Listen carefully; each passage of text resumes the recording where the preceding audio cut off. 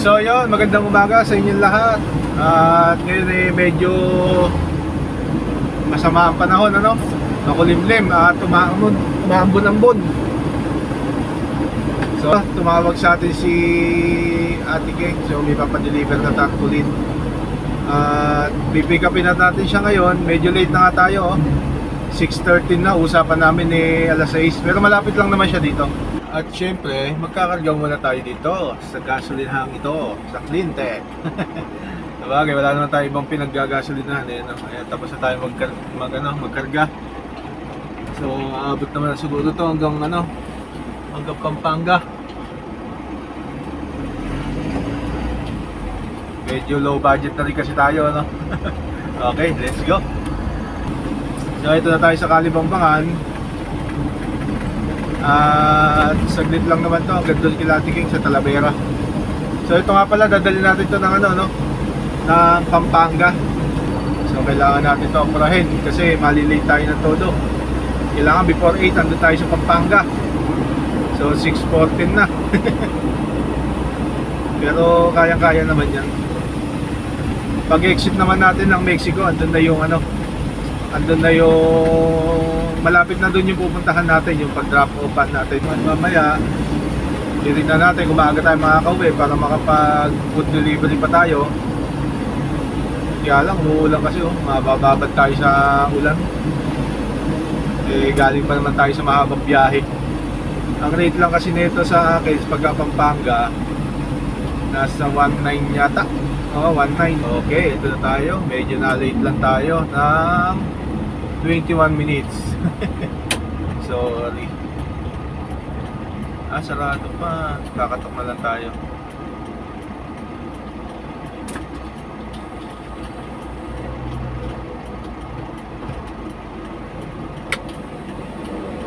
Okay, ito na.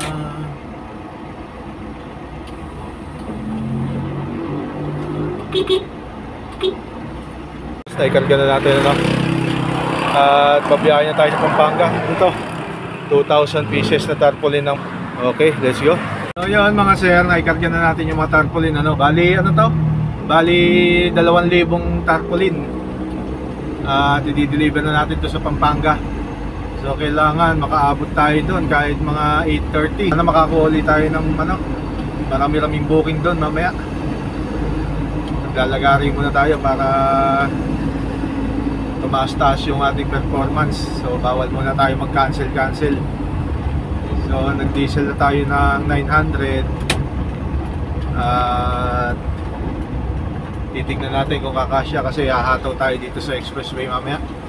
Yung 1.9 pala na ibabayad sa akin dito, labas yung toll gate doon kasi may additional na toll gate to na babayaran mamaya. Dito na tayo sa Vergara. Saglit na lang to, makakapasok na tayo ng Silex.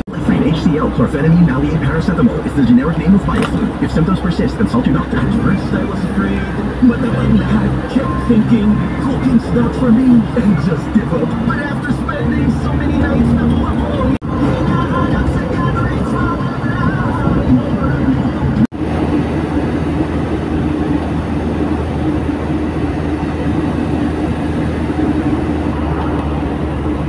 So yun mga sir, kung maalala nyo, yung nabalitang may na-aksidente dito sa Silex, yung pa-exit to ng Tarlac City. H100 yata yun o L3. Para sa akin lang kasi may humps dito dati So mula nung na-aksidente yun, tsaka lang nila tinanggal yung humps dito. Meron siyang humps dito talaga, yung kahit ako nagugulat ako na kahit araw-araw ako dumadaan dito So hindi natin alam kung yun talaga yung naging dahilan. Baka nagulat yung driver or bago lang dito sa Silex. So mabilis yung takbo niya. Baka siguro mabilis yung takbo niya tapos nagulat doon kaya gumewang-gewang siya gano'n. So hindi rin natin alam kung ano yung istorya Pero tuturo ko sa inyo kung saan yung dating humps dito na tinanggal na nila ngayon. Pero medyo may bukol pa rin ngayon Pagka kasi sa A300 tsaka sa H100, alam ko, ramdam na ramdam yun Kasi nga, pangkargahan itong mga ganito So ito siya, dito siya, may humps dati Oh, kung makikita nyo yung mga sasakyan na yan, mga namimreno. So ito dito mismo may humps dito. Ayan, yung tapat ng puno na to. Ito may, ayan o. Oh, di ba may konti pang humps. Oh, tapos dito naman nakita, dito ko nakita yung post ng ano, no mga vlogger dati. Dito sa may tapat ng Tarlac City na yan. Nandito yung L3 nun. Hindi ko alam kung L3 or ano siya. So ayun, papasok na tayo ng ano, SCTEX.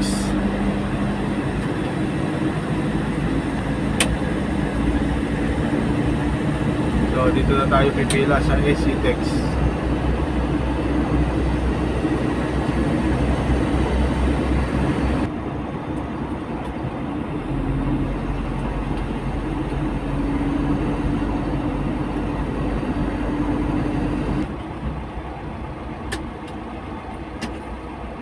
So tayo naman, uy, dos pa rin.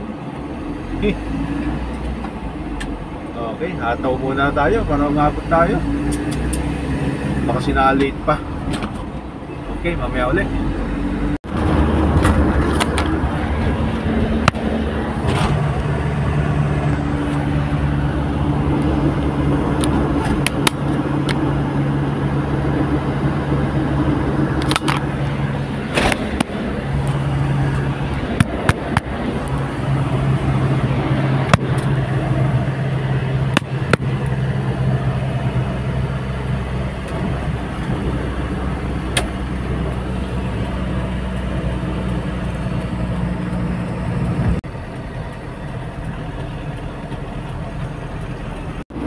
So yun mga sir, nandito na tayo sa Dau. So mga 10 kilometers na lang hanggang doon sa Mexico. Mag-exit na tayo ng Mexico, tapos diretso na tayo doon sa way ng ano, Kalulot yata yun, papunta ng Megadike. So bago dumating ng Megadike, kakaliwa tayo doon sa bago umakit ng tulay. Yun, doon na tayo magda-drop. At pa-exit na tayo ngayon ng Mexico. So malapit-lapit na to. At mag-aabang na rin tayo dito sa Pampanga. So magpipicture din tayo mamaya ng ano, ng sticker ng ating sasakyan. Sayang ang 1.5.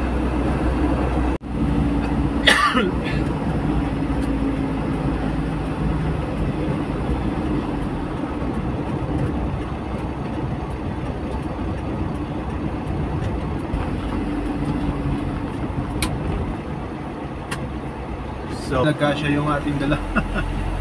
287.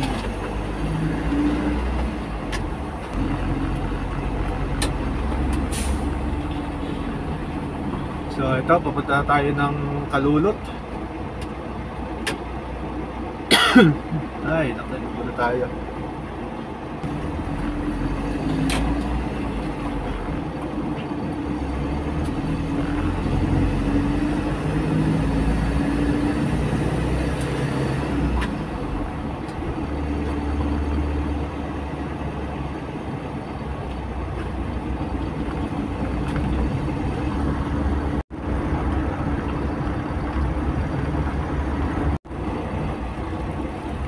So yun, dito na tayo. Magbababa na tayo sa warehouse. Okay. So tayo ipapasok dito.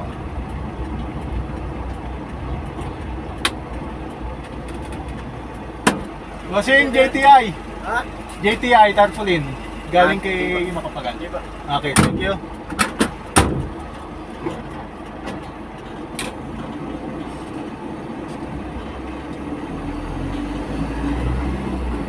So yun mga sir, magbababa na tayo dito. Pasok na tayo sa loob. Okay.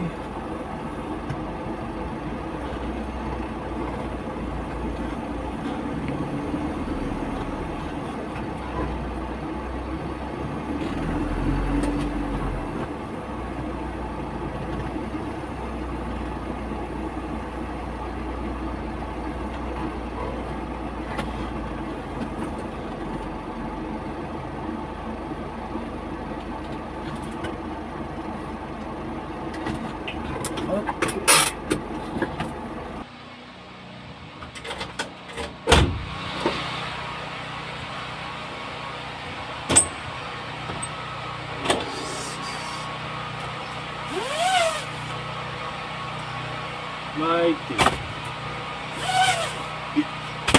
Ito, Camel.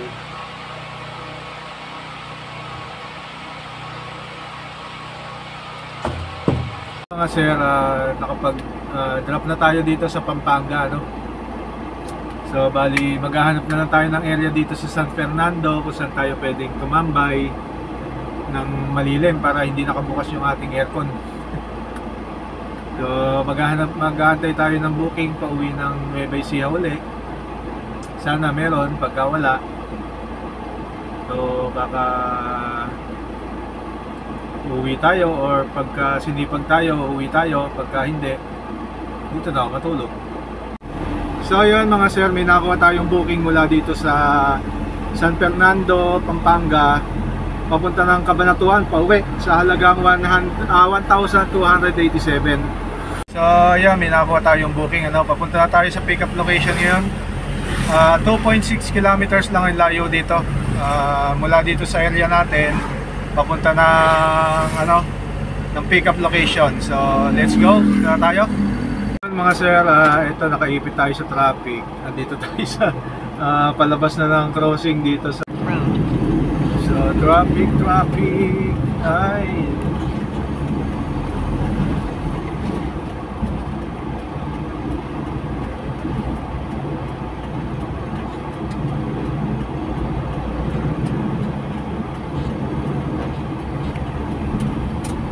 bilis 5, 4 In 600 meters, turn right. Okay. So ito, malapit na tayo. Dual Heights Subdivision. Pagpasok sa subdivision, tatlong kanto kanan sa dulo yung may avocado tree. Okay. Pero no sticker, no entry. Tanong tayo sa guard.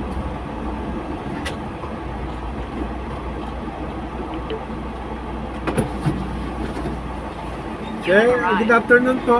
Dito po yung Perpetual Heights. Sa ano daw po tatlong kanto kanan sa dulo yung may avocado tree, tama ba? Pangunang kanto to. Okay, sige. Thank you po.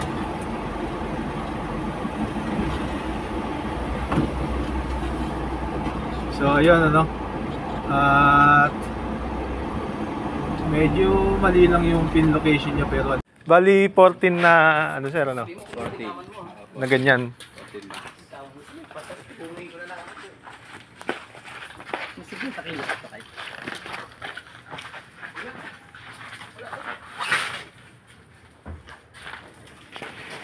Kailangan tulong. Saan dadaan sir? Sa tol? Hindi na siguro sir, o gusto niyo mag-toll? Okay lang naman, para mabilis ka. Oo, pwede rin. Kaya lang kung additional na naman ng bayad. Kasama talaga Ayun mga sir, naikarga na natin to. Yung pick up natin dito, San Fernando. Tayo pabiyahe na ngayon ng Cabanatuan. So binigyan tayo ng ng 1,700, pero ang bill lang talaga ni sir ay 1,574 kasama na toll gate. So may tip tayo na 126. So tama ba? Oo, 126 nga. So ngayon babiyahe na tayo papunta ng Cabanatuan. So yung karga natin na to, mga mga shell. Kung alam niyo yung crabs and bites sa Cabanatuan. Head northeast, then turn right. So ayun, yung crabs and bites sa Cabanatuan. Head northeast, then turn right. Doon dadalhin to, pero hindi doon sa crab and bites mismo. Dadalhin ko doon sa may-ari ng crabs and bites. Medyo hindi maganda yung amoy kasi nga siya, mga shell. Yung shell na may laman, yung mga seafoods. Ram to Baguio.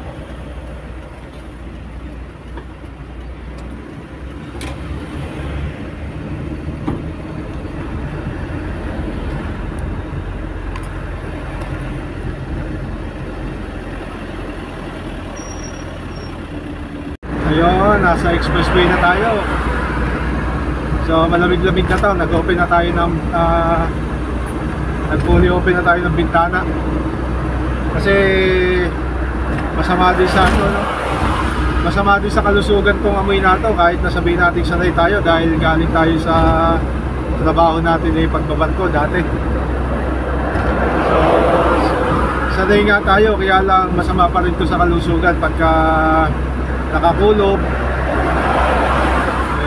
tapos ayun nga, nakakulog ka tapos amoy na amoy mo.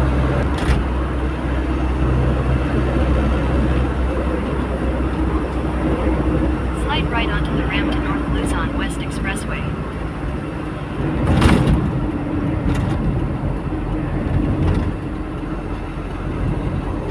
Continue on R-8 for 37 kilometers.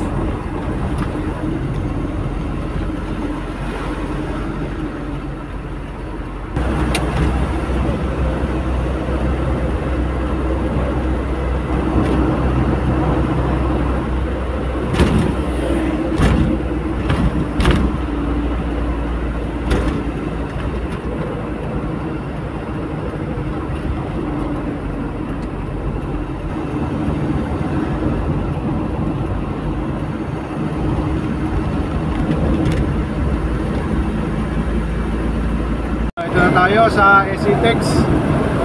Buti na lang medyo lumamig-lamig ang panahon. Pero kanina napakainit. Oh.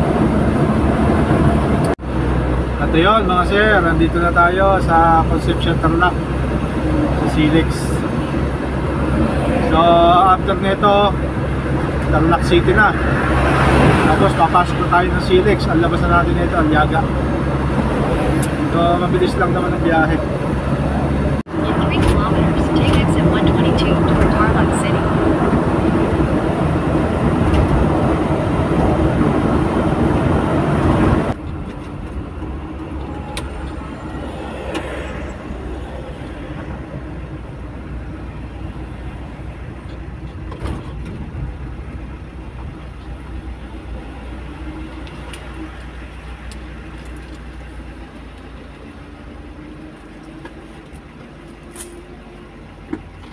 Ano kaya? Magkano di kanina? 200. Basta 200 plus lang yan.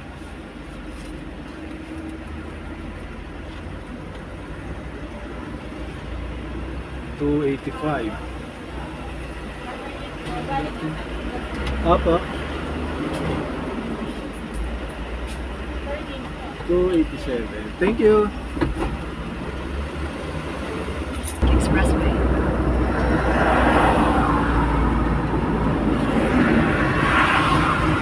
Keep left to continue on Central Luzon Link Expressway.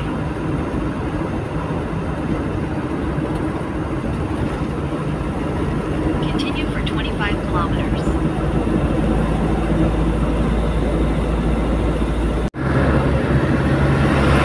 So yun guys, nandito na tayo sa Silex.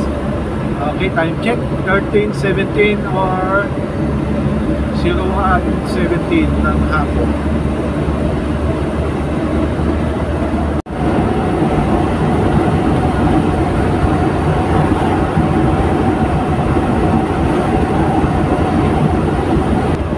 Doon naman tayo sa food delivery naman.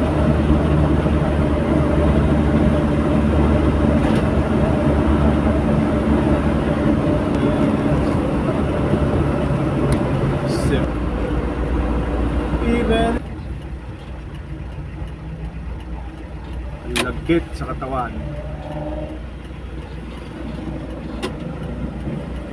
Paglasaan ng traffic sa 5-5.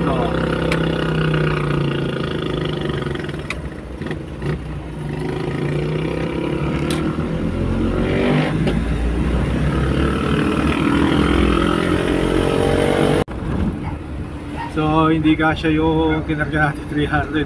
Mag-additional pa tayo ulit ng 200 dito para saktong 500. So naka 1,000 talaga tayo sa diesel pa lang. Pero magkarga muna tayo kaysa maubusan. So ito, dito ulit tayo magkakarga sa Cleantech. Siyempre wala nang tayo ibang kinakargahan dito kundi Cleantech.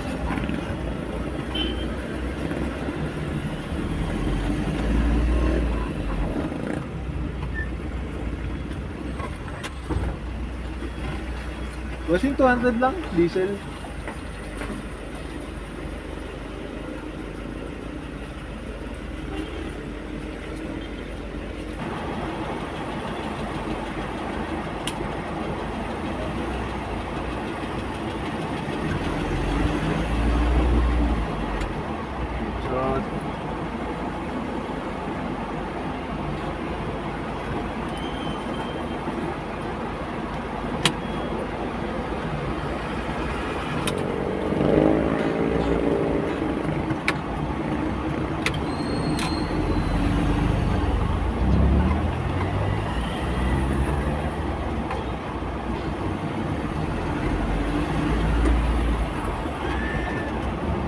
Yun, dito na tayo sa Felipe Vergara Highway.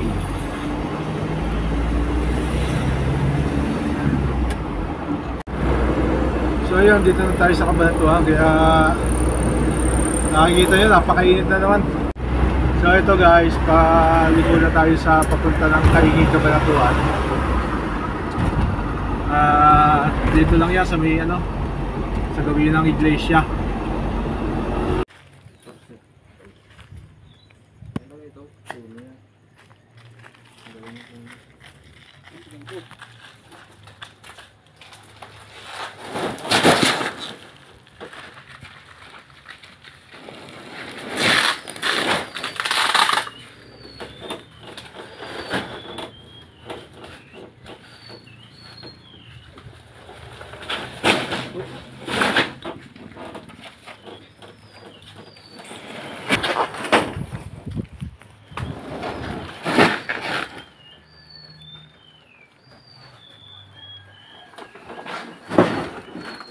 Ano to? 1, 2, 3, 4, 5, 6, 7, 8, 9, 10, 11, 12, 13, 14.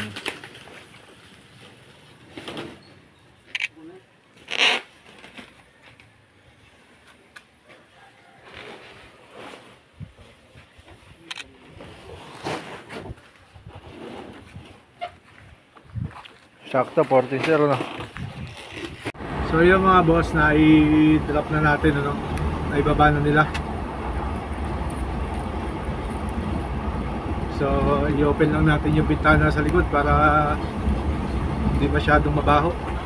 So sayang yung kanina, yung Cabanatuan San Jose, 1-2 din yun. Pero hindi natin nakakuha kasi nagbababa tayo ng gamit kanina. Nakadalawang biyahe lang tayo ngayon, balikan. Tuwing muna tayo, makapaglinis sa sasakyan. Medyo mabango-bango din. So yun, dito na tayo sa barrio namin. Maglilinis muna tayo sa sasakyan, tsaka tayo mag-duty sa food delivery. Okay, napurahin na natin, matapos na. Dito na tayo sa bahay, nakaparking. At maglilinis muna tayo sa sasakyan.